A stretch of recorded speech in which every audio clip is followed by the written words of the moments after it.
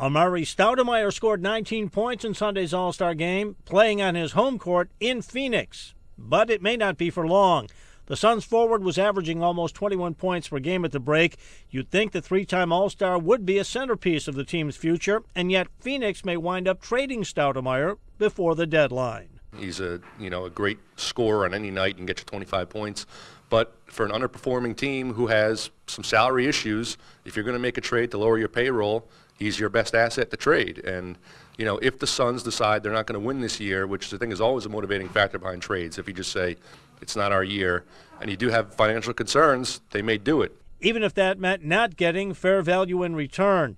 There's also been talk the Suns could look to move Shaquille O'Neal, but it seems unlikely the Diesel would be motoring out of town. It's a little harder to make that trade because his salary is so high. You're talking $20 million next year to pay, and he just was so injured last year. Again, he's playing great this year, being back at the All-Star level, but he can be hurt again at any time at his age and his weight and everything. So I don't know if you'll see Shaquille being traded. In a deal Tuesday, New Orleans traded center Tyson Chandler to Oklahoma City.